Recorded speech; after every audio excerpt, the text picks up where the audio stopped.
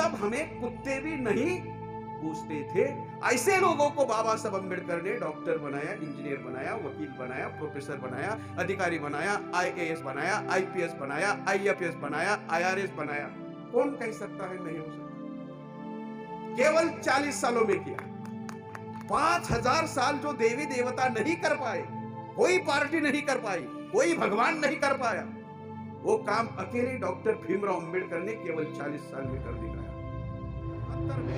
बंगाल के एक ब्राह्मण नंद कुमार देव ने किसी महिला की इज्जत ली, इसलिए ब्राह्मणों ईस्ट इंडिया कंपनी के एक्ट अनुसार उसको फांसी की सजा। तो ब्राह्मणों ने सोचा इससे हमारा भला होने वाला नहीं है, चलो निकलो, भारत छोड़ो।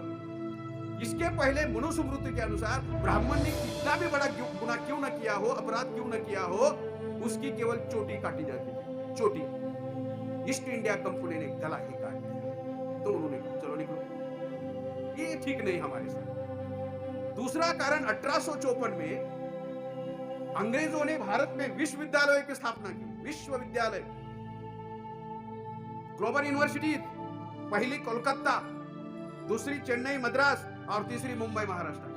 तो ब्राह्मणों ने सोचा इन शूद्र अति शूद्रों को, जाहिल अनपढ़ों को हमने धर्म ग्रंथ लिखकर जाहिल किया, अनपढ़ किया, हम इनको पढ़ने लिखने नहीं देते और अंग्रेज इनको विश्व का ज्ञान दे रहे, चलो बाहर निकलो निकलो।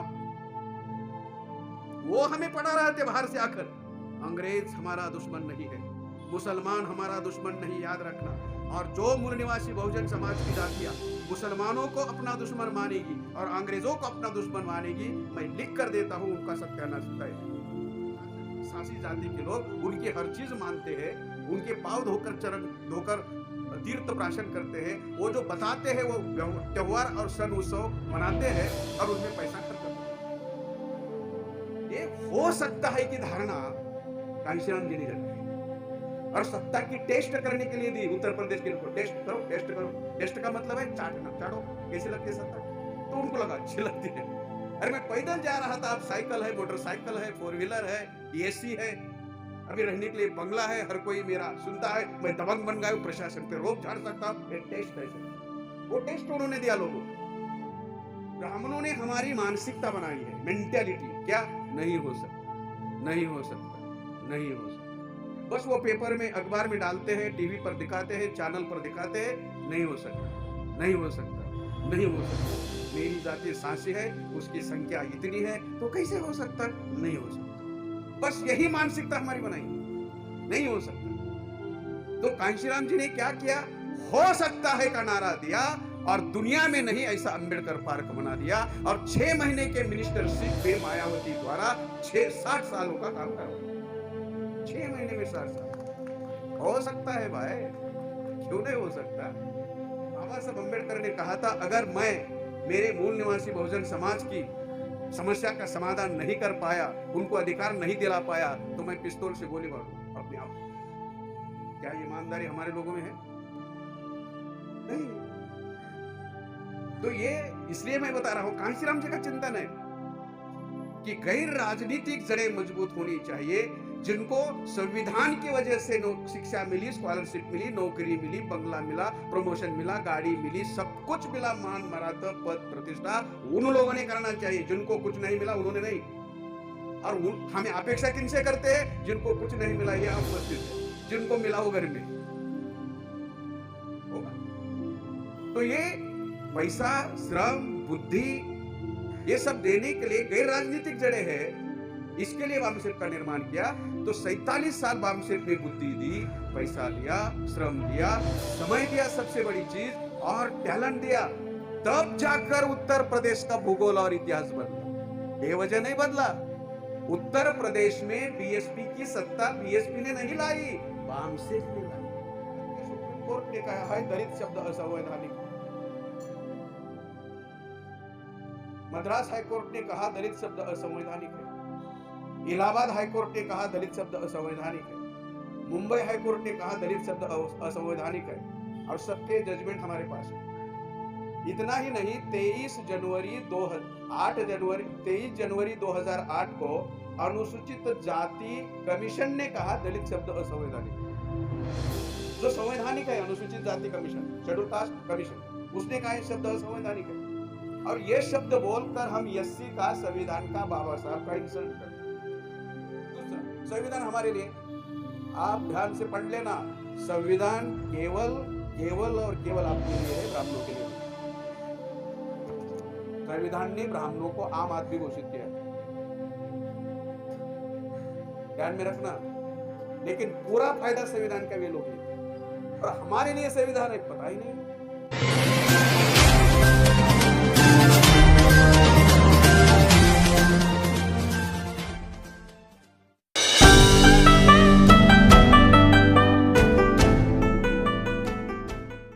मैं सबसे पहले तो जो सर ने बताया 41,000 पे जो संघ को दे रहा हूँ, वह मैं अपनी तरफ से नहीं बल्कि मेरे समस्त सांसी समाज की तरफ से यह संघ को 41,000 रुपये का सहयोग दे रहा हूँ, क्योंकि बिना समाज के कोई व्यक्ति नहीं होता।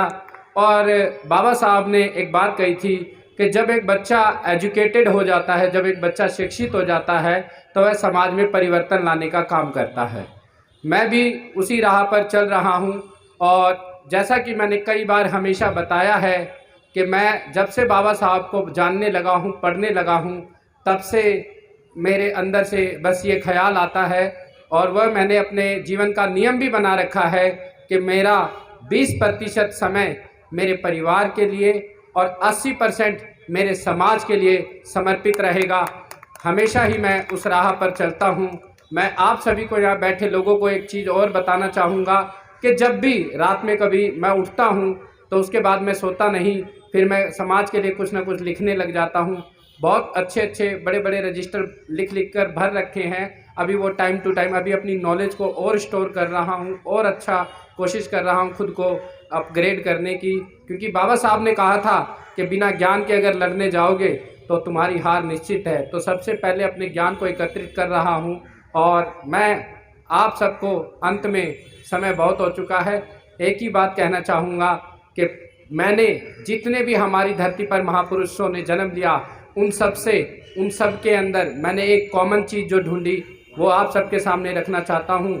चाहे पैगंबर मोहम्मद साहब हो, चाहे महात्मा बुद्ध हों, चाहे गुरु नानक देव हों, चाहे बाबा साहब अम्बेडकर हों, चाहे महात्मा फूले हों, चाहे ज्योतिराव फूले, सावित्रीबाई फूले हो, रमाबाई हो, मान्यवर काशीराम जी हो, जो भी हमारे बहुजन समाज में जन्मे लीडर महापुरुष हैं, चाहे हमारे महाराजा सैसमल हों, चाहे हमारे महाराजा रणजीत सिंह हों, तो इन सब के अंदर जो मैंने कॉमन चीज़ ढूंढी, इन्होंने अपने गृहस्थ जीवन को त्याग कर समाज में निकले, और इसीलिए इनको दुनिया आज भी याद करती है। तो मैं भी इनकी राह पर चलने की पूरी कोशिश कर रहा हूँ। और मैं एक चीज़ जानता हूँ कि जब आप सच्चाई के रास्ते पर चलते हैं तो आपके विरोधी बहुत होते हैं, तो हमें विरोधियों से डरना नहीं, क्योंकि एक दिन आप अगर सच्चाई की राह पर चलोगे तो दुनिया आपको हमेशा याद रखेगी, आपके विरोधियों को कभी भी नहीं।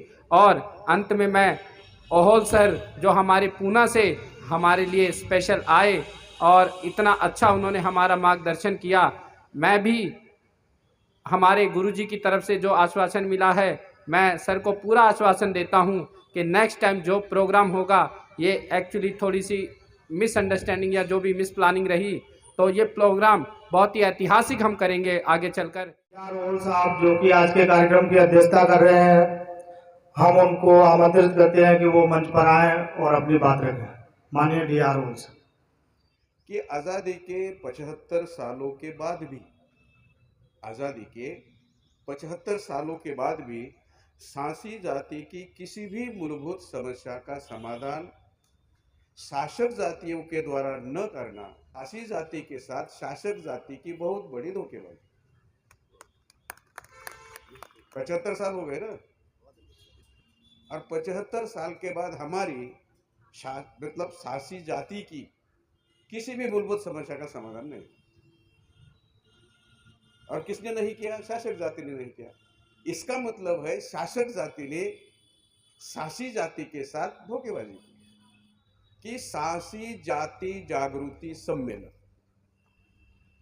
तो पढ़कर लोग आते सांसी जाति के, इससे लगता है कि हमारा नहीं है, इससे लगता है वामसेप का है, इससे लगता है भारत मुक्ति मोर्चा का है, इससे लगता है राष्ट्रीय मूल निवासी बहुजन कर्मचारी संघ का है। हमारा कहाँ नाम है? हम लोग आने की उम्मीद भी करेंगे और उनका नाम भी नहीं लिखेंगे। अब उनसे साथ सहयोग की उम्मीद भी करेंगे, उनका नाम भी नहीं होगा। तो जागृति करनी है तो पिन पॉइंटेड हर चीज होनी चाहिए। जैसे हमारे बहुत से साथी अब तक बोले सासी समाज, सासी समाज, सासी समाज, ऐसा बोले, आपने सुना? समाज is a good concept, caste is a bad concept. जाति हम तोड़ना चाहते हैं गुरुजी, जाति को हम तोड़ना चाहते हैं, समाज को तोड़ना नहीं चाहते।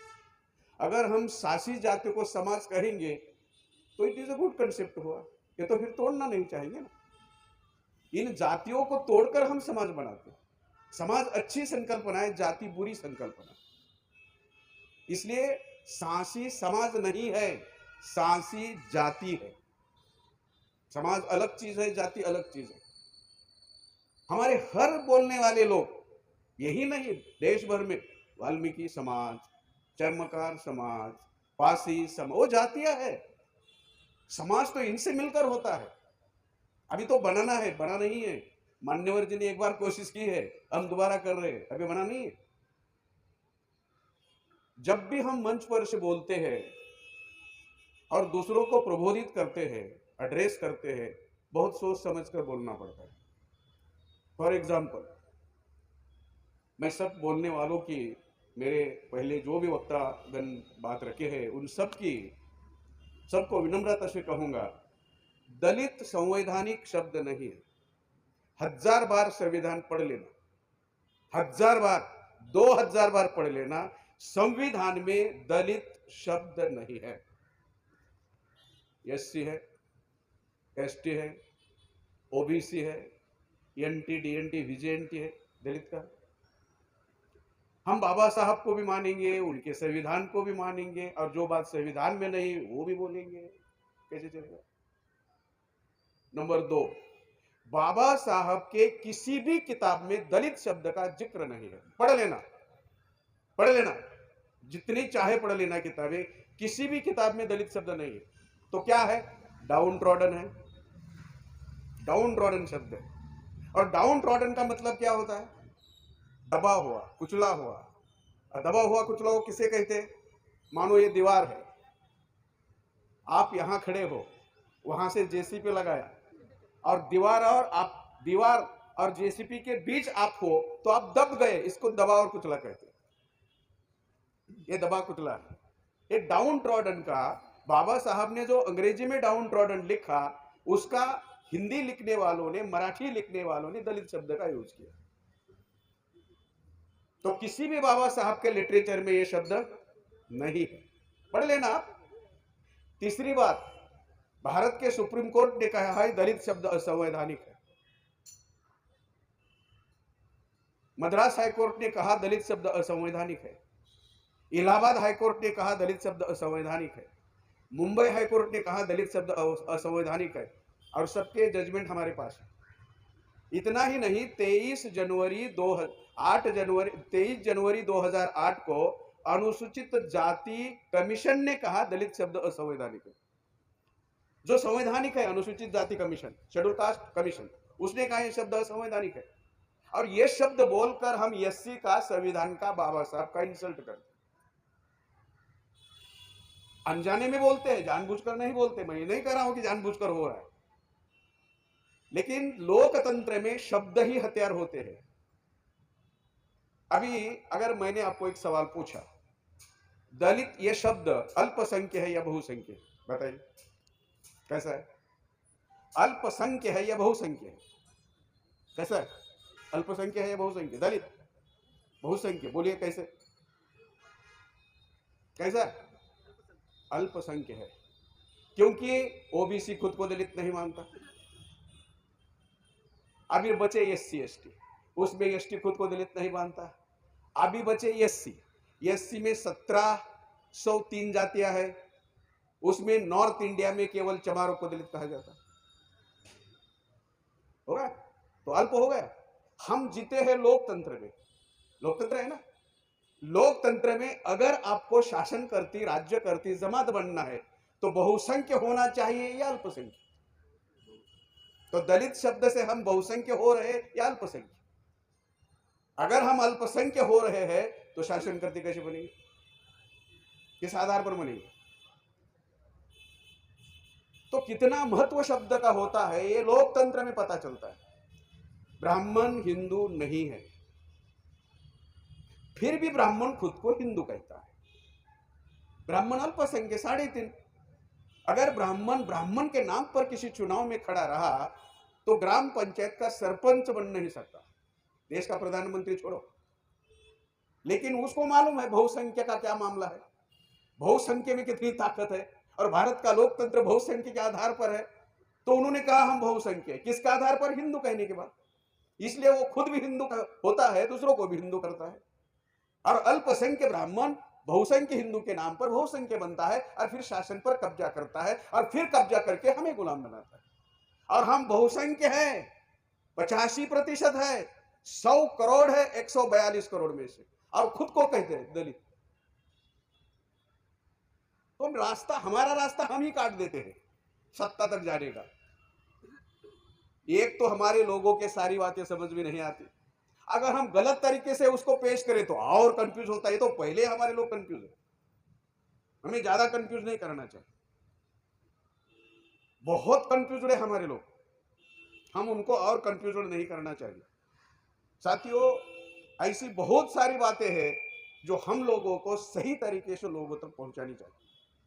परिणाम, असर देरी से क्यों न हो, लेकिन सही बताना चाहिए। लोकप्रियता को हिसाब में रखकर नहीं बताना चाहिए। अभी एक बात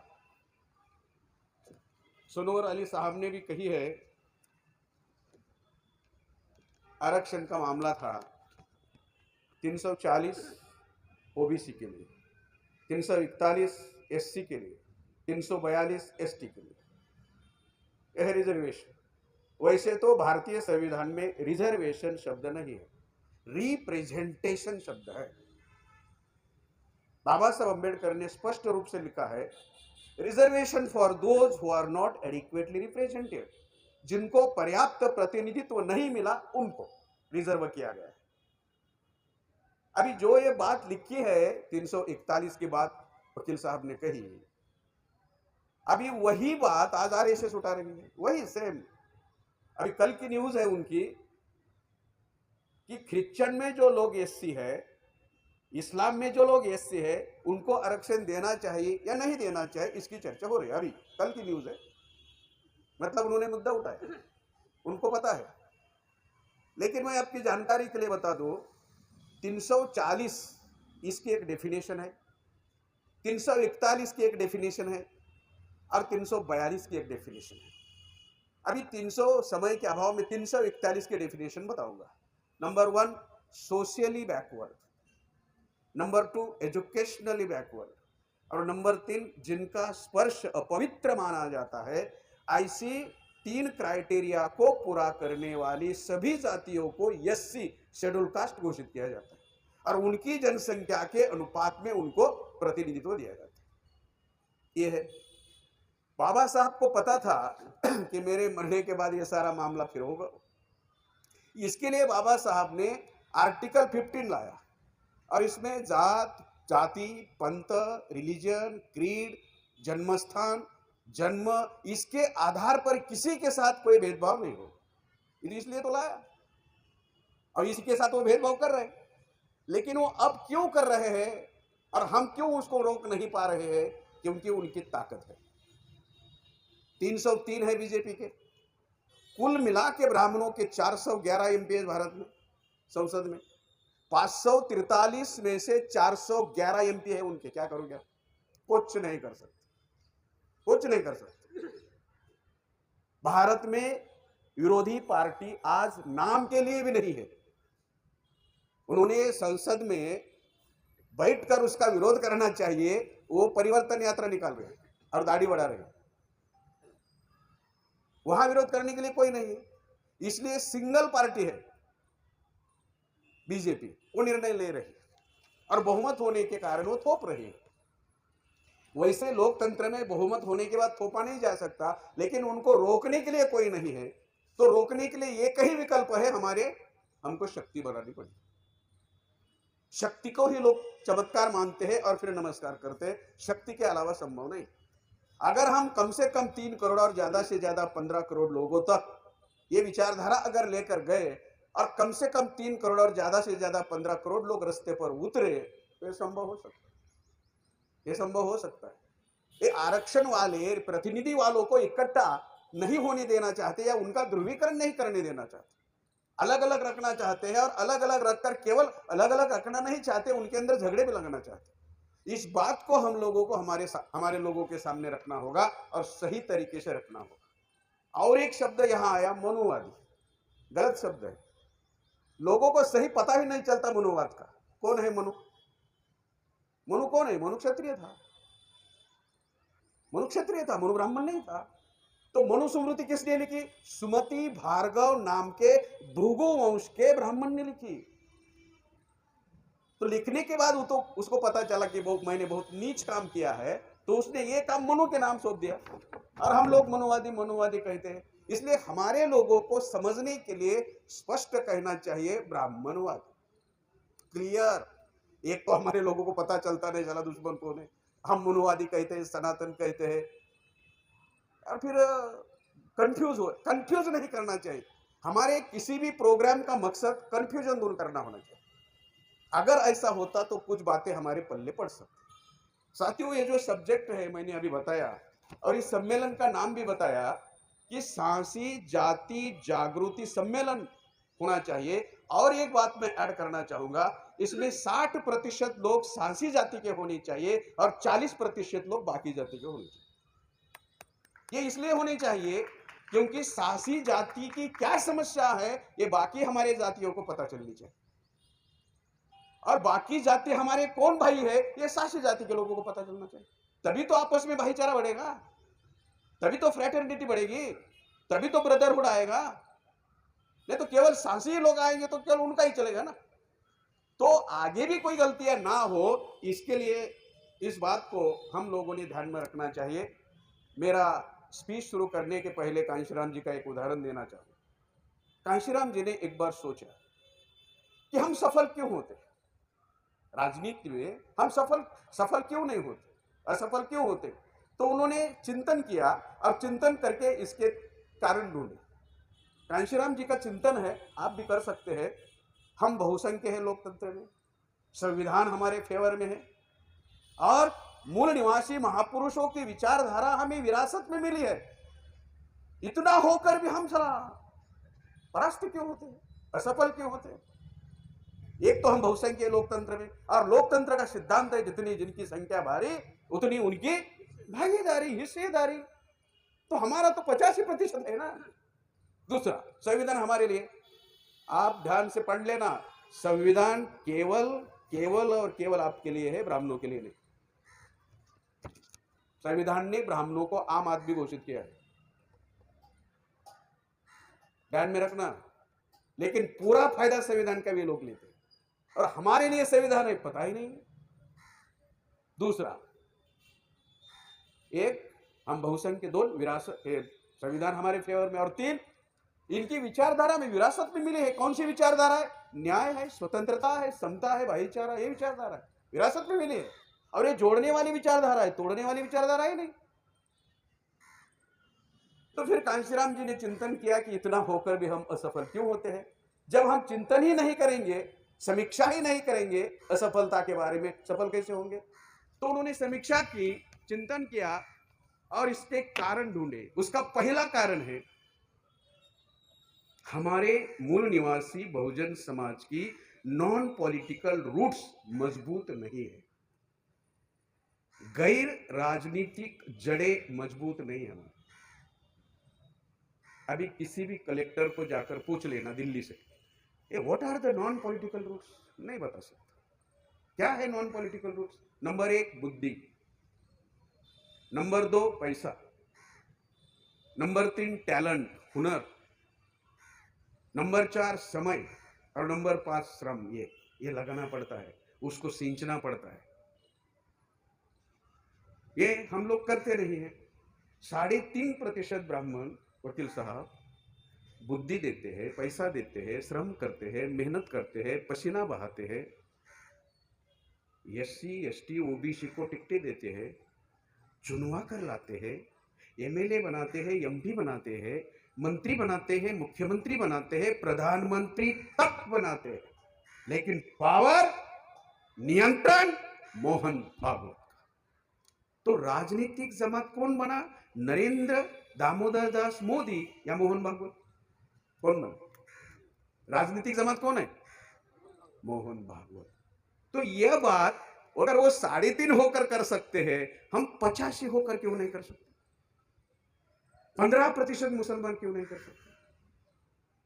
हम सोचते ही नहीं इसके बारे में, करना दूर ही है। हम क्यों नहीं कर सकते? मान लो मुसलमानों ने सोच लिया हम 15% है, हमारी बुद्धि, हमारा पैसा, हमारा श्रम, हमारा समय, हम करेंगे, मेहनत करेंगे, पसीना बहाएंगे और सारी टिकटें SC ST OBC को देंगे, चुनवा कर लाएंगे, MLA बनेंगे, MP बनाएंगे, मंत्री बनाएंगे, मुख्यमंत्री बनाएंगे, प्रधानमंत्री बनाएंगे और नियंत्रण मुसलमानों का। हम ही खुद दूसरों के टिकट मांगते हैं। मांगने वाले कभी शासन करती जमात नहीं बन सकते। मांगने वालों को भिखारी कहा जाता है। भिखारी कभी शासन करती जमात कैसे बन सकती? ये मुसलमानों के साथ साथ हमारे सभी लोग अगर करते हैं तो हो सकता है ना। ये सोच मेरी नहीं, कांशीराम जी की है। इसलिए मान्यवर कांशीराम जी ने गैर राजनीतिक जड़ों को मजबूत करने के लिए बामसेप का निर्माण किया, बेवजह नहीं किया। और 78 से लेकर आज 2023 तक 45-47 साल हो गए, हमने बुद्धि दी, बामसेप के लोगों ने पैसा दिया, मेहनत की, हुनर दिया, टैलेंट दिया, समय दिया। अरे देख रहे हो खुर्ची लगाने का काम कौन कर रहे थे? अभी हमारे प्रदेश अध्यक्ष है नारायण सिंह जी, वो खुर्ची लगा रहे थे। क्या क्या जरूरत है उनको? ये हमारे रमाकांत जी CEC मेंबर है, ये जरूरत है उनको मंडप? या हमारे प्रदेश प्रभारी है, कहाँ गए वो? राहुल सिंह, ये प्रदेश प्रभारी है यहाँ के। मालूम है कहाँ का लड़का है? ग्वालियर का है। ये हमारा फुल टाइमर है, घर परिवार छोड़कर यहाँ है आपको जगाने के लिए। बेवजह काम नहीं करते हम। और फिर इतने कम लोग आए, इससे हम आयुष नहीं, हम तो कहते उम्मीद से ज्यादा लोग आए। हम इतनी भी उम्मीद नहीं कर रहे थे, वही उम्मीद से ज्यादा लोग आए। ये तो शुरुआत है, होगा। तो ये पैसा, श्रम, बुद्धि, ये सब देने के लिए गैर राजनीतिक जड़े हैं, इसके लिए बामसेप का निर्माण किया। तो 47 साल बामसेप ने बुद्धि दी, पैसा दिया, श्रम दिया, समय दिया, सबसे बड़ी चीज, और टैलेंट दिया। तब जाकर उत्तर प्रदेश का भूगोल और इतिहास बदला, बेवजह नहीं बदला। उत्तर प्रदेश में BSP की सत्ता BSP ने नहीं लाई, बामसेप ने लाई। पूछ लेना उत्तर प्रदेश में जाकर। और जब से बामसेप ने उनको मदद करना बंद कर दिया तो सत्ता से बाहर भी हो गए। बाहर हो गए। अभी एक MLA है अभी 2022 में, केवल एक MLA चुनकर आया, जो 1995 को 3 बार मुख्यमंत्री थी 1995 से, अब केवल एक MLA। गैर राजनीतिक जड़े साधारण चीज नहीं है। अभी हमारे IRS साहब आए थे, दीपक जी, इन लोगों ने लगानी चाहिए, इनका काम है। हमारे जो रोजगार की हर रोज चिंता है, उनका काम नहीं है। जिनकी रोजगार की समस्या खत्म हो गई, उनका काम है ये। वो नहीं कर रहे, वो समाज से अपेक्षा कर रहे, समाज ने ऐसा करना। अभी समाज पहले से अनपढ़ है, गवार है, नासमझ है, कंफ्यूज्ड है। हमें समझ में आता है तो हमें करना चाहिए ना। हर बार हम सुनाते हैं, सुनते नहीं है, केवल सुनाते हैं, सुनते नहीं, सुनाते हैं, चले जाते हैं। समाज को आपके ऊपर गर्व है, गौरव है कि आप हमारे समाज से हैं, तो आपका फायदा समाज के लिए होना चाहिए था ना। बाबा साहब अम्बेडकर ने कहा था, अगर मैं मेरे मूल निवासी बहुजन समाज की समस्या का समाधान नहीं कर पाया, उनको अधिकार नहीं दिला पाया, तो मैं पिस्तौल से गोली मारूंगा अपने आप। क्या ईमानदारी हमारे लोगों में है? नहीं। तो ये इसलिए मैं बता रहा हूं, कांशीराम जी का चिंतन है कि गैर राजनीतिक जड़ें मजबूत होनी चाहिए, जिनको संविधान की वजह से शिक्षा मिली, स्कॉलरशिप मिली, नौकरी मिली, बंगला मिला, प्रमोशन मिला, गाड़ी मिली, सब कुछ मिला, मान मर्यादा, पद, प्रतिष्ठा, उन लोगों ने करना चाहिए। जिनको कुछ नहीं मिला उन्होंने नहीं। और हम अपेक्षा किनसे करते हैं? जिनको कुछ नहीं मिला, यह उपस्थित है, जिनको मिला हो घर में, दूसरी बात सफल होने के लिए एक ये बताई कांशीराम जी ने, दूसरी बात बताई साथियों, दूसरी बात कि ब्राह्मणों ने हमारी मानसिकता बनाई है, मेंटेलिटी। क्या? नहीं हो सकता, नहीं हो सकता, नहीं हो सकता। बस वो पेपर में अखबार में डालते हैं, टीवी पर दिखाते हैं, चैनल पर दिखाते हैं, नहीं हो सकता, नहीं हो सकता, नहीं हो सकता। मेरी जाति सांसी है, उसकी संख्या इतनी है, तो कैसे हो सकता? नहीं हो सकता। बस यही मानसिकता हमारी बनाई है, नहीं हो सकता। तो कांशीराम जी ने क्या किया? हो सकता है का नारा दिया और दुनिया में नहीं ऐसा अंबेडकर पार्क बना दिया और 6 महीने के मिनिस्टरशिप में मायावती द्वारा 60 सालों का काम करवाया। 6 महीने में 60 साल हो सकता है भाई, क्यों नहीं हो सकता? और मैसेज हो सकता है, हो सकता है, हो सकता है। पहले मैसेज क्या था? नहीं हो सकता, नहीं हो सकता, नहीं हो सकता। जब भी हम यहां से बोलते हैं साथियों, निराशाजनक नहीं बोलना चाहिए, लोगों में आशा का निर्माण करना चाहिए। उम्मीद पर दुनिया कायम है, उनकी उम्मीद नहीं तोड़नी चाहिए, ये हक हमें नहीं है। जतानी चाहिए उम्मीद, उनका हौसला बढ़ाने चाहिए। और बोलना है, पैसा थोड़ी लगता है। अभी मैं बोल रहा हूं, पैसा लग रहा है? कर सकते हो सकता है, क्यों नहीं हो सकता? जब पहले जानवर मरता था नीचे, तब गीद और कौवे ऊपर चक्कर काटते थे। जानवर नीचे मरता था और गीद और कौवे ऊपर चक्कर काटते थे। तो हमारा अछूत भाई उसको देखता था, किसको? गीद और कौवे को। और वो तर्क करता था, अगर गीद और कौवे ऊपर चक्कर काट रहे हैं तो जानवर नीचे मर गया। तो वो पतेला और चाकू छुरी लेकर वो मरे हुए जानवर की तरफ भागता था। तो उसके कुत्ते देखते थे, हमारा मालिक मरे हुए जानवर की तरफ भाग रहा है, तो कुत्ते सोचते थे, कुत्ते वो भी तर्क करते थे। क्या सोचते थे? जानवर मर गया है, क्यों? हमारा मालिक भाग रहा है। तो कुत्ते भी भागते थे। और एक ही मरे हुए जानवर पर कुत्ते और हमारे अछूत लोग, नॉर्थ इंडिया में चमार और इधर साउथ इंडिया में माला मादिगा और सेंट्रल इंडिया में महार मांग सांबार, ये लोग उठ पर टूट पड़ते थे। और जैसे ही टूट पड़ते थे, अछूत का ईगो जागृत होता था और वो कुत्ते को कहता था, दिल्ली में क्या कहते कुत्ते को ऐसा करने, हकालने के लिए क्या कहते? क्या कहते? भाग ना। तो कुत्ते को कहते थे भाग, तो कुत्ता कहता था भो। क्यों? अरे तू भी वही खाता है जो मैं खाता हूं, तेरी क्या औकात है? मतलब हमें कुत्ते भी नहीं पूछते थे। ऐसे लोगों को बाबा साहब अम्बेडकर ने डॉक्टर बनाया, इंजीनियर बनाया, वकील बनाया, प्रोफेसर बनाया, अधिकारी बनाया, आईएएस बनाया, आईपीएस बनाया, आईएफएस बनाया, आईआरएस बनाया। कौन कह सकता है नहीं हो सकता? केवल 40 सालों में किया। 5000 साल जो देवी देवता नहीं कर पाए, कोई पार्टी नहीं कर पाई, कोई भगवान नहीं कर पाया, वो काम अकेले डॉक्टर भीमराव अंबेडकर ने केवल 40 साल में कर दिखाया। और हमारे लोग जो पढ़े लिखे हैं वहां से तैयार क्या कहते? नहीं नहीं नहीं हो सकता, नहीं हो सकता, हमसे नहीं होगा। कैसे होगा हमसे? अरे आप डॉक्टर बन गए ना भाई, आपके दादा क्या करते थे? वो तो चप्पल ही सीते थे ना चमड़े की। आप तो कलेक्टर बन गए ना, कैसे नहीं हो सकता? ये हो सकता है कि धारणा कांशीराम जी ने जगाई और सत्ता की टेस्ट करने के लिए दी। उत्तर प्रदेश के लोगों को टेस्ट करो, टेस्ट करो। टेस्ट का मतलब है चाटना, चाटो कैसी लगती है सत्ता। तो उनको लगा अच्छी लगती है। अरे मैं पैदल जा रहा था, अब साइकिल है, मोटरसाइकिल है, 4 व्हीलर है, एसी है, अभी रहने के लिए बंगला है, हर कोई मेरा सुनता है, मैं दबंग बन गया हूं, प्रशासन पे रोक झाड़ सकता हूं। एक टेस्ट है सत्ता, वो टेस्ट उन्होंने दिया लोगों को। तो हो सकता है, क्यों नहीं हो सकता? और तीसरा क्या किया मालूम है? दलित शब्द को काटा और बहुजन शब्द लाया। उसी कांशीराम जी ने 6 दिसंबर 1981 को DS4 की स्थापना की। डी का मतलब दलित। उस शब्द की कमजोरी उनके ध्यान में आई तो उस शब्द को कट किया और 14 अप्रैल 1984 को कांशीराम जी ने बहुजन समाज पार्टी का निर्माण किया। दलित के बजाय बहुजन लाया। उनको समझ में आया ताकत हमें कब आएगी। और यह शब्द नॉर्थ इंडिया में ज्यादा प्रचलन में, दलित महाराष्ट्र में है लेकिन नॉर्थ इंडिया में ज्यादा प्रचलन में है।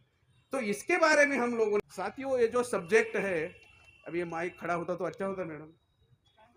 इसमें जो शब्द है, अभी जो सब्जेक्ट है साथियों, इस सब्जेक्ट के भी कोई विषय है। एक है कि आजादी के 75 साल बाद भी सांसी जाति की किसी भी मूलभूत समस्या का समाधान नहीं हो। अभी कौन सी मूलभूत समस्या है? पहले 3 मूलभूत समस्या है। रोटी, ऊपर नहीं उठ सकता, रोटी, कपड़ा और मकान, ये पहली है। दूसरी 3 कौन है? सही तरीके से जानकारी होनी चाहिए। दूसरी 3 समस्या कौन है? शिक्षा, आरोग्य और मनोरंजन, ये तीसरी 3 है। मतलब हमारी 6 मूलभूत समस्या है। नंबर 1, थोड़ा सा आगे इधर ले लो, हाँ, बस। नंबर 1 रोटी, आज भी हमारी रोजी रोटी का सवाल नहीं, मतलब समस्या का समाधान नहीं हुआ। कपड़ा, आज भी हमारे लोगों को इज्जत ढकने के लिए भी कपड़ा नहीं मिल रहा है। निवास, आज भी अभी कहा वकील साहब ने, जो दूसरे वकील साहब थे, अभी शायद यहाँ नहीं दिखाई दे रहे, उन्होंने कहा कि पन्नी वाले लोग यहाँ पन्नी डालकर रास्ते के आजू बाजू में रहते। मतलब निवास का भी हमें समस्या का समाधान नहीं। चौथा है शिक्षा। अगर शिक्षा मिलती तो क्या ये बच्चे हमारे ऐसे व्यवहार करते? ये हमारी अगली पीढ़ी है, देश का भविष्य है, ये खासकर मूल निवासी बहुजन समाज का भविष्य है, जो आपने देखा कैसे व्यवहार करते एक दूसरे के साथ।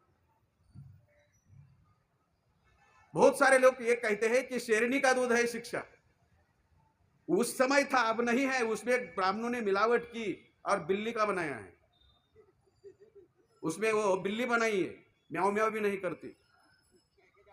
उसमें सीप का दूध मिलाया है। अभी ये शेरनी वाला नहीं है।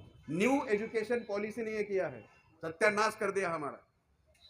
गुलाम बनाने के लिए न्यू एजुकेशन पॉलिसी बनाई है।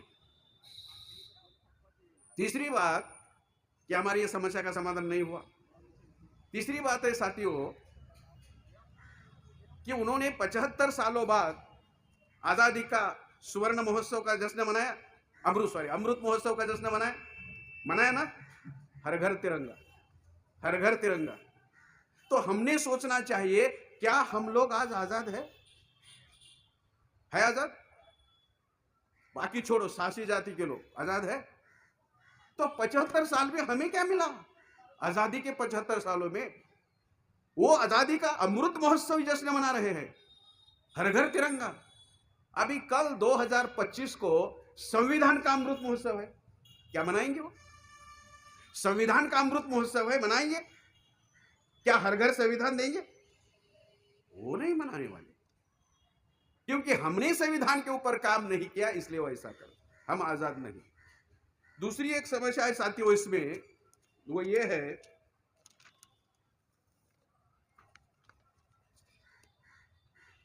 कि शासक जाति कौन है। बहुत सारी चीजें मालूम होनी चाहिए। मैंने कहा शासक जाति ने हमारे साथ धोखा किया। तो महाराष्ट्र का एक प्रसिद्ध इतिहासकार है, सुप्रसिद्ध इतिहासकार है विश्वनाथ काशीनाथ राजवाड़े, ब्राह्मण है कोंकण का। उसने कहा भारत में वास्तविक शासक जात ब्राह्मण और बाकी लोग उनको केवल सपोर्ट करने वाले लोग हैं, क्षत्रिय वैश्य वगैरह। वास्तविक शासक जात वो है। इसका दूसरा अर्थ यह हुआ कि ब्राह्मणों ने सासी जाति के साथ धोखेबाजी, और हम सासी जाति के लोग उनकी हर चीज मानते हैं, उनके पांव धोकर चरण धोकर तीर्थ प्राशन करते हैं। वो जो बताते हैं वो त्योहार और सन उत्सव मनाते हैं और उसमें पैसा खर्चा करते हैं। और प्रबोधन जागरण में हमारी यह हालत, शासक जाति, और उन्होंने हमारे साथ धोखेबाजी की है। उनके षड्यंत्र, जो षड्यंत्र है वो षड्यंत्र हम लोगों को मालूम होनी चाहिए। क्या षड्यंत्र किया हमारे साथ, मैं बताने वाला हूं। और ये सारा बताने पर इस पर उपाय क्या है? What is the remedy? हम क्या करेंगे इस पर? केवल बताने से काम नहीं होने वाला, इस पर उपाय भी लोगों को बताना चाहिए, ताकि लोग इस उपाय को अमल में लाने की कोशिश कर सके। तो सबसे पहला है साथियों, क्या हम आजाद है? इसलिए मैं केवल एक उदाहरण देना चाहूंगा। इस पर मैंने खुद किताब लिखी है, जिस किताब का नाम है आधुनिक भारत में आजादी के 2 आंदोलन, और इसकी भारत में जितनी भाषा है उनमें अनुवाद हो चुका है। ज्यादा बड़ी किताब नहीं है, 25-30 रुपए वाली किताब है। भारत में आजादी के 2 आंदोलन थे, एक यूरेशियन ब्राह्मणों का आजादी का आंदोलन और एक हमारे मूल निवासी महापुरुषों का आजादी का आंदोलन। हमें ये कहीं पता चला स्कूल और कॉलेजेस में, दूसरा बताया नहीं, इसलिए हम बता रहे हैं, किताब लिखकर बता रहे हैं। अंग्रेजों का आजादी का आंदोलन, ब्राह्मणों का आजादी का आंदोलन किस लिए था? अंग्रेजों की गुलामी से आजाद होने का। हमारे महापुरुषों का आजादी का आंदोलन किस लिए था? ब्राह्मणों की आजादी, ब्राह्मणों की गुलामी से आजाद होने का। भारत में आजादी के 2 आंदोलन थे। जब तक ये 2 आंदोलन हम लोगों को समझ में नहीं आएंगे, मेरी किताब है, आप इसको पढ़ सकते हैं। हो गया सभी हो रहा है, बोल दीजिए मुझे। तो एक है यूरेशियन ब्राह्मणों का आजादी का आंदोलन जो अंग्रेजों की गुलामी से आजाद होने, और एक है हमारे पुरखों का आजादी का आंदोलन जो ब्राह्मणों की गुलामी से आजाद होने का। और ब्राह्मणों की गुलामी कौन सी है? वर्ण व्यवस्था, जाति व्यवस्था, अस्पृश्यता, गैर बराबरी, भेदभाव, विषमता, महिलाओं की गुलामी, आदिवासियों का अलगीकरण, ओबीसी पर शूद्रत्व थोपना और घुमंतु जातियों को बहिष्कृत करना, मतलब जिसमें सासी नामक जाति भी है। इनको बहिष्कृत किया है। बहिष्कृत का मतलब जानते हो? सासी जाति को बहिष्कृत किया है भारत से। उस जाति के बारे में हम बात कर रहे हैं। दूसरा उदाहरण ओल्गा टू गंगा नाम की एक किताब है, केदारनाथ पांडे नामक व्यक्ति ने लिखी है। वो आजमगढ़ उत्तर प्रदेश वाला है। उसमें केदारनाथ, ओल्गा रशिया की बड़ी नदी है और गंगा भारत की बड़ी नदी है। तो ओल्गा टू गंगा मतलब रशिया टू इंडिया। तो उस किताब में नाना साहब पेशवा और मंगल पांडे का एक संवाद है। नाना साहब पेशवा और मंगल पांडे का संवाद है। क्या संवाद है? नाना साहब पेशवा मंगल पांडे को कहते हैं हमें आजादी की जंग लड़नी चाहिए, आजादी के लिए, और शूद्र अति शूद्रों का साथ सहयोग लेना चाहिए। तो मंगल पांडे कहता है आजाद होने के बाद क्या हम शूद्र अति शूद्रों को आजादी में हिस्सेदारी देंगे? तो नाना साहब पेशवा कहते हैं नहीं देंगे, नहीं देंगे। तो मंगल पांडे कहते हैं तो फिर वो साथ सहयोग कैसे करेंगे आजादी के जंग में, लड़ाई में? तो नाना साहब पेशवा उनको कहता है केवल उनको बताना है आपके लिए लड़ रहे, आपकी आजादी के लिए लड़ रहे, लेकिन ध्यान में रखना है ये केवल ब्राह्मणों की आजादी की लड़ाई। मैं ये कोशिश कर रहा हूं समझाने की कि 75 साल बाद वे आजाद हुए, हम नहीं आजाद हुए, वे आजाद हुए। अगर आज ब्राह्मण की, एक भी ब्राह्मण की भारत में समस्या नहीं है, नो, नॉट अ सिंगल ब्राह्मण हैज अ प्रॉब्लम, मतलब वो आजाद है। और हमारी समस्या ही समस्या है, एक से लेकर 1000 तक समस्या है, लाख तक समस्या है, और एक भी समस्या का समाधान करने के लिए हम लायक नहीं। ये आज की स्थिति है, एक भी समस्या का समाधान करने के लिए लायक नहीं। तो हमारी कोशिश है हम समाधान करने के लिए लायक बने, और लायक बनने के लिए प्रोग्राम बनाए, बेवजह प्रोग्राम नहीं है। तो हमारे जो पुरखे हैं साथियों, 650 साल मुगलों का राज था। मुगल और मुसलमान अलग है। मुगल रेस है, वंश है, मुसलमान भारत के लोग हैं, SC ST OBC से कन्वर्टेड। और नेहरू ने जो किताब लिखी डिस्कवरी ऑफ इंडिया, ये महाराष्ट्र में अहमदनगर है, अहमदनगर में एक जेल है, उस जेल में लिखी है। मतलब जेल में उनको इतनी सहूलियत मिलती थी कि वो किताबें लिखती। और उसमें नेहरू कहते हैं 99 इतने % मूल निवासी बहुजनों ने मुसलमान इस्लाम में परिवर्तन, इस्लाम धर्म कबूल किया है। 99। भारत में विदेशी मुसलमान केवल 5% है, और वो 5% भी आज नहीं है। आखिरी विदेशी मुसलमान था बहादुर शाह जफर। उसके बाद कोई, उसके कोई अगर होगे तो 1-2-4 लोग होंगे। इसमें भी हमारे से SC ST OBC से सबसे ज्यादा कन्वर्टेड है। ब्राह्मण भी कन्वर्टेड है। हम जहां जाते हो हमारे पीछे आते हैं। तो 650 साल मुगलों का राज था। तो मुगलों के राज में यूरेशियन ब्राह्मणों ने मुगलों के खिलाफ कोई आजादी का आंदोलन नहीं छेड़ा। तो सवाल है क्यों नहीं छेड़ा? तो इसके 3 कारण हैं संक्षिप्त में। नंबर 1, मुगलों के शासन प्रशासन में ब्राह्मणों को 3.5% ब्राह्मणों को 38% हिस्सेदारी थी। तो क्यों लड़ते? और आज ब्राह्मणों का शासन प्रशासन है और मुसलमानों को 1.5% नौकरियां है, ओनली 1 in 5। और ये कहां लिखा है? ये ताली नहीं, ताली नहीं यार, 1.5% है तो ताली क्यों? आज है, सही है, लेकिन वो गलत भी है ना। ये हमारे गौरव की बात तो है नहीं ना। नहीं, ब्राह्मण के लिए सेम टू सेम करो ना, उसको सेम। हाँ, ऐसा करो ना। और हमारे लिए उन्होंने 1.5% गौरव की क्या? ये तो सच्चर कमीशन में लिखा है, रिपोर्ट है ये सच्चर कमीशन की कि 1.5% है।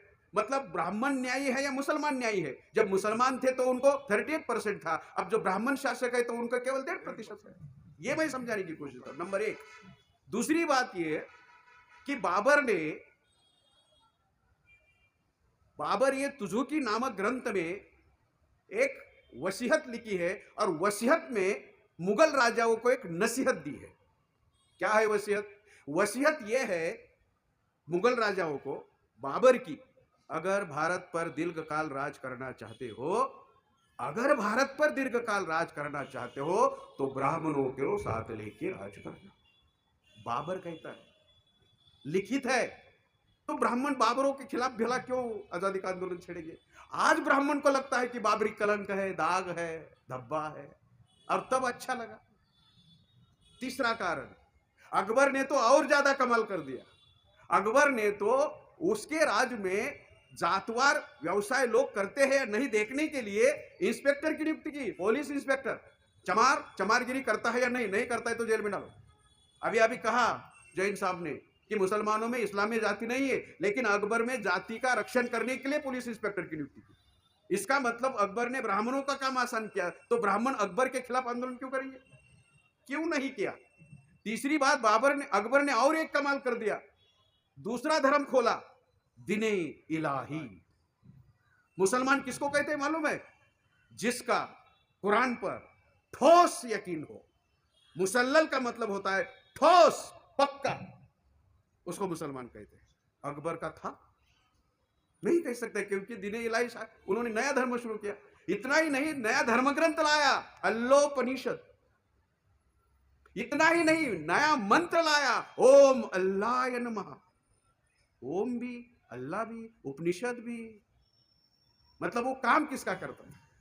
इसलिए यहां के जो हमारे मुसलमान भाई हैं, उनको भी अनुरोध है, उनके साथ हमारा रिश्ता नहीं जोड़ना चाहिए। उनका और हमारा कोई संबंध नहीं। भारत के आज वर्तमान कालीन मुसलमानों का और मुगलों का कोई संबंध नहीं, लेकिन ब्राह्मण चाहते हैं कि भारत के मुसलमानों ने मुगलों के साथ संबंध जोड़ना चाहिए। ऐसा वो चाहते हैं, हमें नहीं जोड़ना चाहिए, हमारा कोई संबंध नहीं उनके साथ। तो ये तीन कारण थे कि ब्राह्मणों ने मुगलों के खिलाफ 650 साल में एक बार भी आजादी का आंदोलन नहीं छेड़ा। तो सवाल है, अंग्रेजों को 129 साल का राज था, 150 साल हमारे लोग कौन से हिसाब से कहते हैं मुझे पता नहीं, अभी डिटेल में नहीं जाना चाहूंगा, केवल 129 था। 1818 से लेकर 1947 देख लेना, वजाबाकी कर लेना, 129 साल। तो ब्राह्मणों ने अंग्रेजों के खिलाफ आजादी का आंदोलन क्यों छेड़ा? नंबर एक, पहला कारण, 1774 में बंगाल के एक ब्राह्मण नंद कुमार देव ने किसी महिला की इज्जत ली, इसलिए ब्राह्मणों ईस्ट इंडिया कंपनी के एक्ट अनुसार उसको फांसी की सजा। तो ब्राह्मणों ने सोचा इससे हमारा भला होने वाला नहीं, चलो निकलो, भारत छोड़ो। इसके पहले मनुस्मृति के अनुसार ब्राह्मण ने कितना भी बड़ा गुनाह क्यों न किया हो, अपराध क्यों न किया हो, उसकी केवल चोटी काटी जाती थी, चोटी। ईस्ट इंडिया कंपनी ने गला ही काट दिया। तो उन्होंने कहा चलो निकलो, ये ठीक नहीं हमारे साथ। दूसरा कारण, 1854 में अंग्रेजों ने भारत में विश्वविद्यालयों की स्थापना की। विश्वविद्यालय, ग्लोबल यूनिवर्सिटी, पहली कोलकाता, दूसरी चेन्नई मद्रास और तीसरी मुंबई महाराष्ट्र में। तो ब्राह्मणों ने सोचा इन शूद्र अति शूद्रों को, जाहिल अनपढ़ों को हमने धर्म ग्रंथ लिखकर जाहिल किया, अनपढ़ किया, हम इनको पढ़ने लिखने नहीं देते और अंग्रेज इनको विश्व का ज्ञान दे रहे, चलो बाहर निकलो निकलो। वो हमें पढ़ा रहे थे बाहर से आकर, अंग्रेज हमारा दुश्मन नहीं है, मुसलमान हमारा दुश्मन नहीं, याद रखना। और जो मूल निवासी बहुजन समाज की जातियां मुसलमानों को अपना दुश्मन मानेगी और अंग्रेजों को अपना दुश्मन मानेगी, मैं लिख कर देता हूं उनका सत्यानाश तय है, लिख कर। क्यों? क्योंकि वर्ण व्यवस्था का निर्माण, जाति व्यवस्था का निर्माण, अस्पृश्यता का निर्माण मुसलमानों ने और अंग्रेजों ने नहीं किया। गैर बराबरी, भेदभाव, विषमता का निर्माण मुसलमान और अंग्रेजों ने नहीं किया। हमारी महिलाओं को गुलाम मुसलमान और अंग्रेजों ने नहीं किया। आदिवासियों को अलगीकरण मुसलमान और अंग्रेजों ने नहीं किया। ओबीसी पर शूद्रत्व थोपने का काम मुसलमान और अंग्रेजों ने नहीं किया।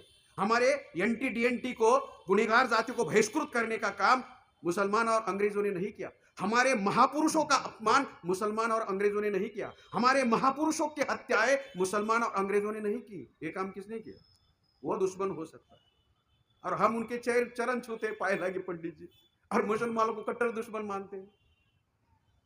ये हमारी समस्या है। उस समस्या से, कंफ्यूजन से हमें दूर होना होगा। हर चीज का समाधान कारक उत्तर हमारे समाज के साथ पास होना चाहिए। तीसरा कारक, ये दूसरा वो तीसरा, 1918 में साउथ ब्यूरो कमीशन भारत में आया आपको जातिगत अधिकार देने के लिए। Caste wise representation. और शाहू महाराज के कहने पर बाबा साहब अंबेडकर ने आपके लिए मेमोरेंडम दाखिल किया। उस समय बाबा साहब की उम्र थी 27 साल की। कितनी जातियों के बारे में सोचा? उस समय 1500 जातियों के बारे में सोचा। और हम अकेले अपनी जातियों के बारे में आज के पढ़े लिखे नहीं सोच रहे, अकेली जाति के बारे में भी, बाकी छोड़ो।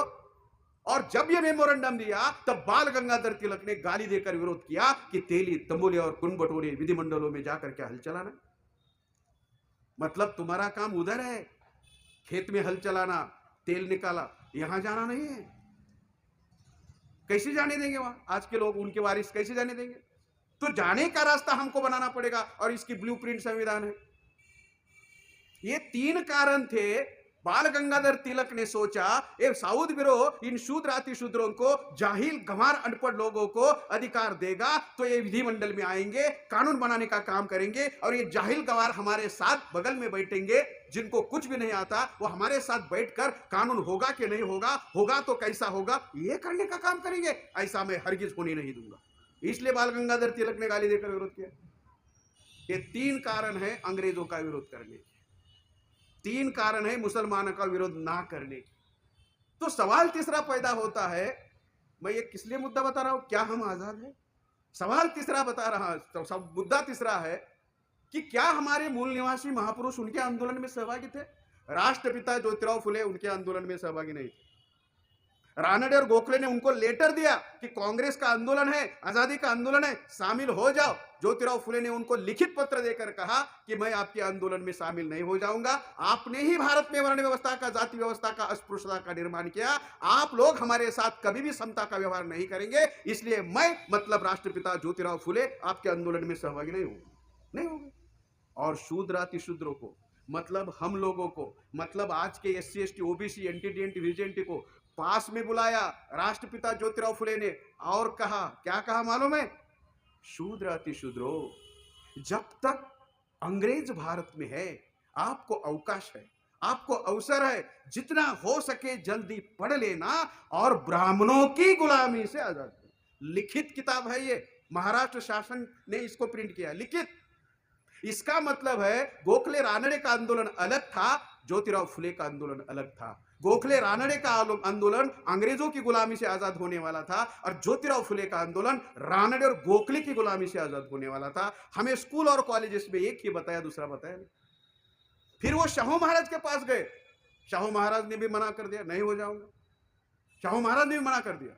शाहू महाराज को उन्होंने कहा कि आप राजा हो, संस्थानिक हो, आ जाओ कांग्रेस के आंदोलन में, आजाद हो गए। तो शाहू महाराज ने कहा, ये मेरा अनपढ़ समाज, ये जाहिल गवार समाज भेड़ बकरियों की तरह है और मैं भेड़ियों के मुंह में नहीं डालना चाहता। और उस समय कांग्रेस भेड़िया थी, अभी भेड़िया की चर्चा उधर चल रही थी, वो भेड़िए के मुंह में नहीं डालना, मेरे समाज को भेड़िए के मुंह में नहीं डालना चाहता। शाहू महाराज भी इसके खिलाफ थे, राष्ट्रपिता ज्योतिराव फुले इसके खिलाफ थे। बाबा साहब अंबेडकर ने 4 अधिकार लड़ झगड़ कर प्राप्त किए। Number 1 separate electorate, number 2 adequate representation, number 3 dual voting और नंबर 4 अडल्ट फ्रेंचाइज। जब ये 4 अधिकार राउंड टेबल कॉन्फ्रेंस में प्राप्त किए तो विरोध किसने किया? मोहनदास करमचंद गांधी ने। मतलब गांधी का आंदोलन अलग था, डॉक्टर अंबेडकर का आंदोलन अलग था। डॉक्टर अंबेडकर का आंदोलन गांधी से आजाद होने वाला था और गांधी का आंदोलन अंग्रेजों से आजाद होने वाला था। भारत में 2 आजादी के आंदोलन थे। यही हालत पेरिया रामास्वामी की, यही हालत गाडगे बाबा की, और यही महाराष्ट्र के अण्णाभाऊ साठे ने भी 16 अगस्त 1947 को इसका विरोध किया। इसका मतलब हमारे मूल निवासी महापुरुष कांग्रेस के आजादी के आंदोलन में सहभागी नहीं थे, क्योंकि वे अपना आंदोलन चला रहे थे। उसमें फुले का आंदोलन क्षेत्रीय था, शाहू महाराज का आंदोलन क्षेत्रीय था, गाडगे बाबा का आंदोलन क्षेत्रीय था, लेकिन बाबा साहब अम्बेडकर का आंदोलन राष्ट्रव्यापी, देशव्यापी, भारतव्यापी था। इस आंदोलन की वजह से उनको संविधान लिखने का मौका मिला। संविधान लिखने की वजह से उन्होंने 340 लाया। ओबीसी के लिए, ओबीसी कितनी जातियां? 3743। 341 लाया किसके लिए? एससी के लिए। एससी कितनी जातियां? 1700। उस समय 1500, आज 1703 जातियां। उन्होंने एसटी के लिए 342 लाया। उस समय कितनी जातियां एसटी की? 750। आज कितनी? 803 जातियां है। उन्होंने 46 आर्टिकल लाया एनटी डीएनटी विजेएनटी के लिए, अर्थात घुमंतु जनजाति के लिए। उनकी संख्या कितनी? 199 उनकी व्यवस्था की।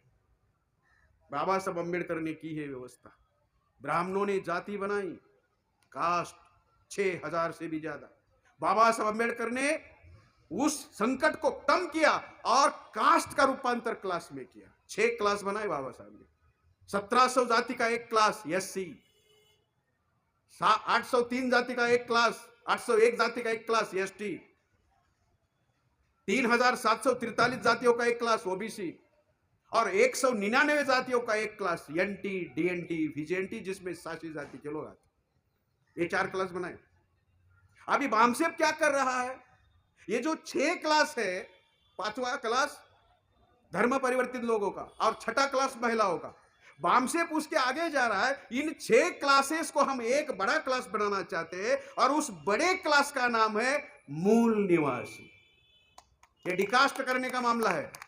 डिकास्ट, यहां से आगे केवल मूल निवासी होगा। अगर हमें अवसर मिलेगा तो जाति समाप्त, केवल मूल निवासी, क्योंकि हम वो संतान है मूल निवासी लोगों की। और मूल निवासी के पहले हम नागवंशी है। इस देश के नागवंशी लोग हैं। ये बुद्धा ने जो क्रांति की, क्रांति के बाद पुष्यमित्र शुंग ने प्रतिक्रांति की और प्रतिक्रांति के बाद ये समस्या पैदा हुई है। प्रतिक्रांति के बाद ये समस्या है। इस समस्या का अगर हमें समाधान करना है तो हम लोगों को ये इतिहास में जाकर ये सारी चीजें टटोलनी होगी, जाननी होगी और लोगों को बतानी होगी। ये साधारण चीज नहीं साथियों। अभी उन्होंने ये किया। बामसेब और क्या कर रहे हैं? बामसेब एससी में, एसटी ओबीसी में और एनटी डीएनटी में 9 प्रवर्ग बना रहे हैं जोड़ने के लिए।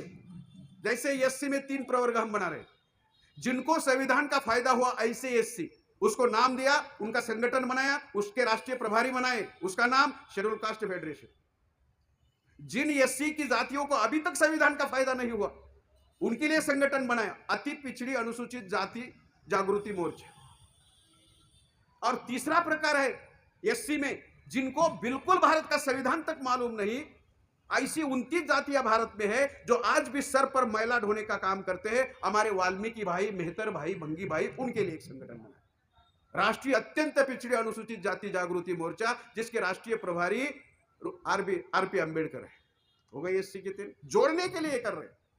बहुत सारे लोग पूछ रहे थे क्या हो रहा है, जोड़ने के लिए कर रहे हैं। एसटी के हमने 2 बनाए, जिनको संविधान का फायदा हुआ ऐसे एसटी के लिए राष्ट्रीय आदिवासी कर्मचारी संघ, और जो आदिवासी संविधान को जानते भी नहीं और उनको कोई फायदा नहीं हुआ, उसके लिए राष्ट्रीय आदिवासी एकता परिषद।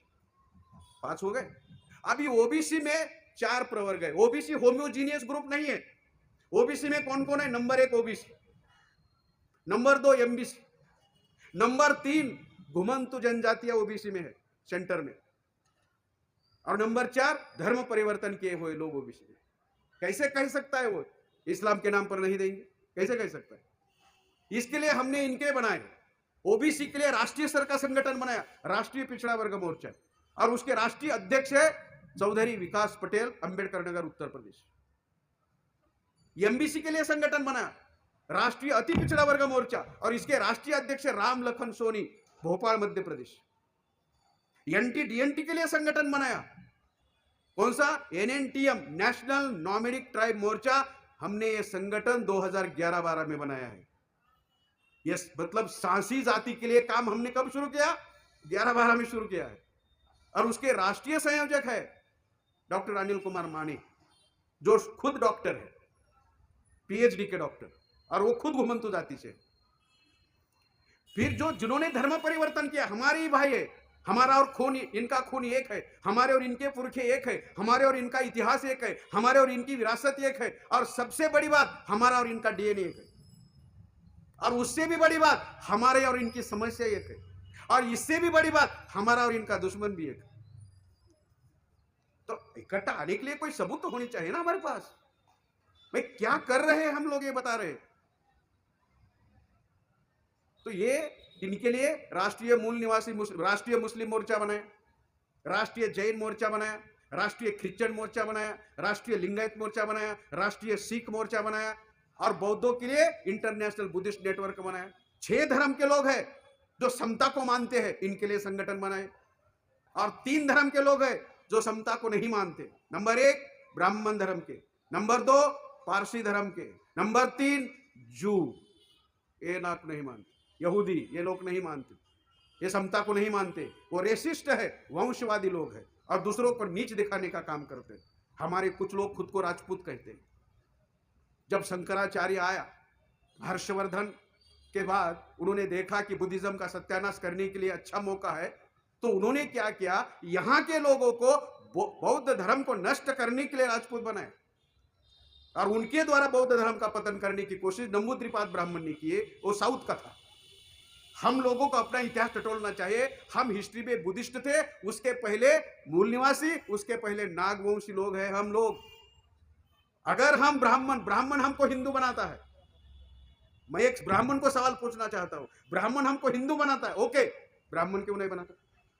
सवाल पूछो जरा उसको। अभी हिंदू छोड़ के हमें ब्राह्मण बनाओ, साथ के लिए ना। अभी राजपूत 2 नंबर का है ना, नीचे है ना। अभी ब्राह्मण से नीचे होने का क्या गौरव की बात है? एक तो बराबरी में होना चाहिए, संविधान बराबरी देता है। हम नीचे होने में गौरव है क्या, गर्व है क्या किसी के नीचे होने में? और जब हम किसी के नीचे होते हैं तो दूसरों को भी नीचे मानते हैं, हमारे जो नीचे है। ये तो फिर ब्राह्मणवादी है, ये तो व्यवस्था उनकी है। हम संविधान किसी को ऊंचा नहीं मानता, किसी को नीच नहीं मानता, सबको बराबरी देता है। तो इस बात को ध्यान में रखकर इस मुद्दे को हमने वर्कआउट करना चाहिए, इस मुद्दे को देखना चाहिए। अगर ऐसा नहीं किया तो हम लोग आधी अधूरी लड़ाई लड़ेंगे, ऐसा नहीं होना चाहिए। साथियों, और एक काम बाबा साहब ने किया। हमारी आज समस्या क्यों है इसके बारे में चर्चा कर रहे हैं, खासकर सासी जाति की। उस समय बाबा साहब संविधान लिख रहे थे, खासकर 1935 की बात है, और बाबा साहब ने आह्वान किया लोगों को, सभी शूद्राति ब्राह्मण जिनको शूद्राति शूद्र कहते हैं, उनको बाबा साहब ने आह्वान किया, degrade your cast, degrade your cast, अपनी जाति को नीच मानो और मेरे साथ आ जाओ। अगर ऐसा होता साथियों, तो आज 6000 जातियों का एक ही प्रवर्ग होता, उसका नाम एससी। एक ही नेता होता, उसका नाम डॉक्टर BR अम्बेडकर। एक ही उद्देश्य होता और एक ही विचारधारा होती। ये बात गांधी के समझ में आई तो गांधी जी ने दूसरा नारा दिया, कौन सा? अपग्रेड योर कास्ट, अपनी ही जाति को उच्च मानो, वही जाति है।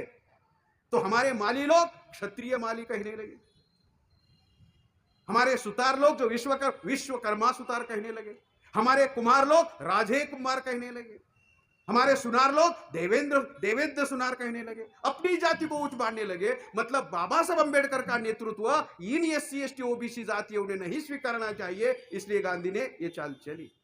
और आज क्या कह रहे वही लोग जो उस समय बाबा साहब की नहीं मानी, नहीं सुनी, और आज क्या कह रहे हैं? आंदोलन कर रहे हैं, दिल्ली में आ रहे हैं, राजधानी में आ रहे हैं, जंतर मंतर पर जा रहे हैं, और क्या कह रहे हैं? हमें SC में डालो, हमें ST में डालो, हमें OBC में डालो। और उस समय बाबा साहब कह रहे थे भाई आओ, क्योंकि वो क्राइटेरिया बना रहे थे, वो क्राइटेरिया अंग्रेजों को दिखाना था, उस क्राइटेरिया के आधार पर आपको अधिकार मिलने वाले थे। SC को कब अधिकार मिले मालूम है? 17 अगस्त 1932। बाबा साहब अम्बेडकर राजनीति में कब आए? 1916। कितने साल में अधिकार मिले? केवल 16 साल में। यह है जागतिक नेतृत्व। और OBC को आज भी अधिकार नहीं मिले, क्यों? गांधी की वजह से, गांधी की वजह से, गांधी का नेतृत्व स्वीकार किया इसकी वजह से। इसलिए हम लोगों ने नेतृत्व की सही पहचान करनी चाहिए।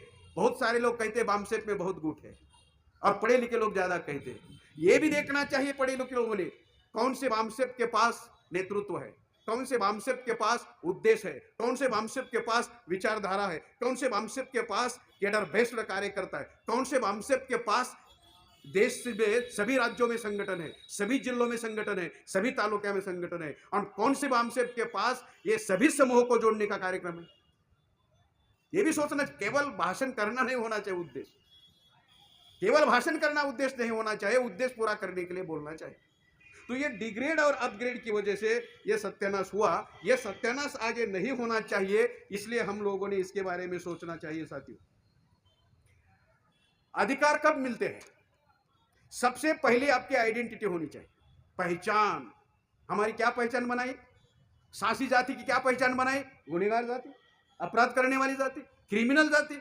ये शब्द, ये जानकारी अंग्रेजों को किसने दी? कौन था अंग्रेजों के पास? अंग्रेजों का शासन प्रशासन कौन चला रहा था?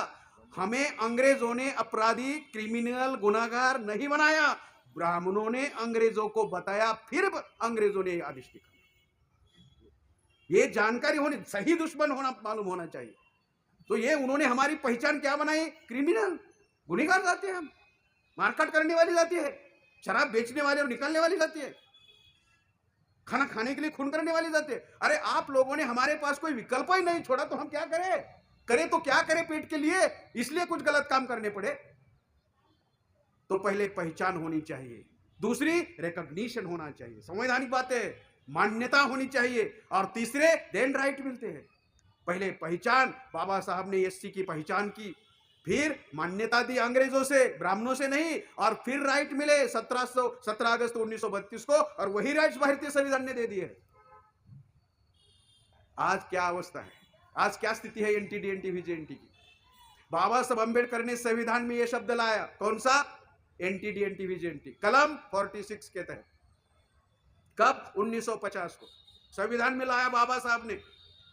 इसके ऊपर आर्टिकल 46 के तहत ये जिम्मेदारी भारतीय संविधान ने स्टेट के ऊपर लगाई कि इन लोगों को हक का अधिकार दीजिए और उनकी व्यवस्था, उनकी जो स्थिति है वो सुधारने की कोशिश कीजिए। 2003 तक जितनी भी सरकारें थी, खासकर ज्यादातर कांग्रेसी सरकारें थी, और हमारा ज्यादा वोटिंग कांग्रेस को होता है, उन सरकारों ने ध्यान नहीं दिया एनटी डीएनटी के ऊपर। तो 2003 में बामसेप का राष्ट्रीय अधिवेशन मुंबई में हुआ। हमने ये विषय लिया, क्या विषय था? कि 12 करोड़ जनता है गुरुजी, 12 करोड़ जनता है एनटी डीएनटी की भारत में, और 199 जातियां है, और आज तक इनकी कोई गिनती नहीं है, आज तक गिनती नहीं है। हिजड़ों की गिनती होती है, हमारी गिनती नहीं है। 19 लाख हिजड़े भारत में है, 19 लाख जो भटकते हैं ना कुत्ते, उनकी गिनती होती है। जानवरों की, सुअर कितने, गधे कितने, घोड़े कितने, सुअर कितनी, नर कितनी, मादी, उनकी गिनती होती है, हमारी गिनती नहीं। अभी गिनती ही नहीं तो संख्या निश्चित नहीं, संख्या निश्चित नहीं तो कोटा नहीं, कोटा नहीं तो आरक्षण कैसे मिलेगा? ऊपर से मिलेगा, कहां से मिलेगा? हमारी गिनती नहीं, गिनने के लिए हमें तैयार नहीं लोग, काउंट कर नहीं किया जाता हमको। कहां से आजादी, कौन सी आजादी है? किस आजादी की बात कर रहे हैं हम? काउंट करने के लिए तैयार नहीं है। तो 46 के तहत 2003 में हमने मुद्दा उठाया। मुद्दा उठाने के बाद 2004 में अटल बिहारी प्राइम मिनिस्टर थे।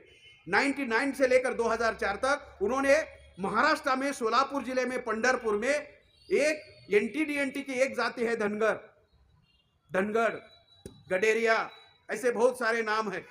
उस जातियों की सासी जाति में भी एक नाम है गडेरिया, पाल, उत्तर भारत में पाल।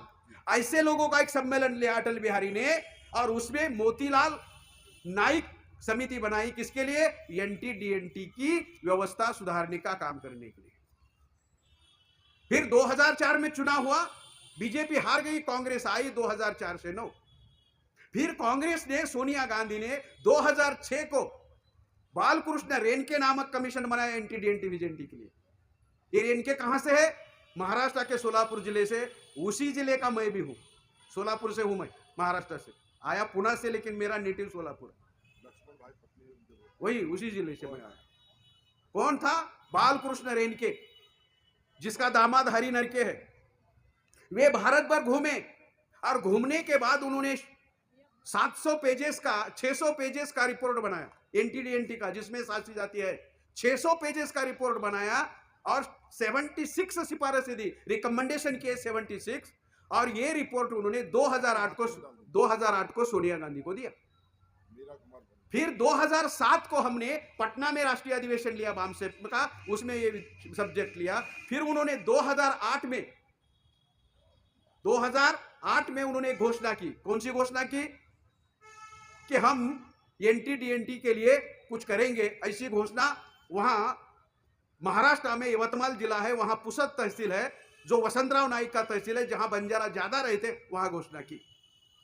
उसके बाद 2009 के चुनाव का, लोकसभा का चुनाव आने वाला था, और आपके वोट्स उनको चाहिए थे एनटी डीएनटी के, तो उन्होंने कहा कि रेणके कमीशन लागू कर देंगे। तो मेश्राम साहब ने पुणे में कार्यक्रम लिया और खुद बालकृष्ण रेणके को बुलाया। उस कार्यक्रम में मैं खुद था, तो मेश्राम साहब ने रेणके को कहा, बालकृष्ण रेणके साहब, ये जो आपने एंटी डीएनटी का आयोग बनाया, आप इसके अध्यक्ष हो, ये एंटी डीएनटी को अधिकार देने के लिए नहीं, बल्कि 2009 का लोकसभा चुनाव जीतने के लिए, एंटी डीएनटी के वोट्स हासिल करने के लिए। ये वोटों का जुगाड़ है। और वो वैसे आज ही कचरे के डिब्बे में है। वो आज ही कचरे के डिब्बे में है। बीजेपी ने धोखेबाजी की, मोतीलाल नायक आयोग बनाया। कांग्रेस ने धोखेबाजी की, बालकृष्ण रेणके आयोग बनाया।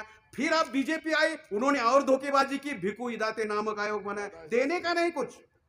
मैं ये क्या बता रहा हूं आपको, एंटी डीएनटी के लिए, गुनेगार जाति के लिए, अपराध करने वाली जाति के लिए, जाति के साथ इसमें सांसी जाति भी है। शासक जातियां कैसे षड्यंत्र कर रही है बता रहा हूं, कहानी नहीं है फिल्म की। आपके साथ धोखेबाजी कैसे हो रही है, और आप कमाल कमाल कमाल पंजा पंजा पंजा कर रहे हैं। ये धोखेबाजी वो लोग कर रहे हैं हमारे साथ। ये मैं आपके नजर में, ध्यान में लाने की, आपके सामने रखने की कोशिश कर रहा हूं। फिर हमने 2 दिसंबर 2010-11 को हमने एनएनटीएम का स्थापना की, नेशनल नॉमिनी ट्राई मोर्चा, राष्ट्रीय स्तर का संगठन है हमारा। 2012 में बंबई में कार्यक्रम किया, तो उनको परभणी का जो कृषि विद्यापीठ है, उनको वसंतराव नाईक का नाम देना पड़ा, विदर्भ एक्सप्रेस शुरू करनी पड़ी। ये सारे काम करते करते हम यहां तक पहुंचे हैं, और हमने निर्णय लिया है कि भारत में कोई भी अपराध करने वाली जाति, जिसको एंटी डीएनटी विजेंटी कहा जाता है, एंटी का मतलब नॉमिनिक ट्राइब, विजेंटी का मतलब विमुक्त जाति जमाती, और डिनोटिफाइड ट्राइब, इनको इकट्ठा करके इनका एक संगठन बनाए। और इसके लिए प्रयास यहाँ हो रहे हैं कि आप इसमें से माइनस नहीं होनी चाहिए, इसमें से अलग नहीं होनी चाहिए, आपको कोई इग्नोर नहीं करना चाहिए। इसके लिए सारे प्रयास हो रहे हैं साथियों। और एक धोखेबाजी आपके साथ कौन सी हुई, पंडित जवाहरलाल नेहरू 15 अगस्त 47 को आजाद हुए, और एंटी डीएनटी को कब आजाद किया मालूम है आपको? 31 अगस्त 1952। तारीख लिख लेना। सेटलमेंट के तहत आप लोगों को गुनहगार कहा था और बंदीवान बनाया था। बाबा साहब ने 50 में खुला किया था आपको, 52 तक नेहरू ने 5 साल बाद उसकी आजादी के आपको रिहा करने की कोशिश की, वो भी बाबा साहब अम्बेडकर के दबाव से। तो ये सारे जो षड्यंत्र हमारे साथ, मैंने एक शब्द प्रयोग किया था, शासक जाति ने धोखेबाजी की। तो क्या धोखेबाजी की, ये मैं बताने की कोशिश कर रहा हूं। कौन सी धोखेबाजी हमारे साथ की है, ये धोखेबाजी हम लोगों को मालूम होनी चाहिए। अगर ये धोखेबाजी हम लोगों को मालूम नहीं हुई, तो फिर पता नहीं चलेगा कि हमारे साथ किसने और क्यों धोखेबाजी की। दूसरा मुद्दा है साथियों, आज भारत की जो परिस्थिति है, आज की स्थिति क्या है? अब शासक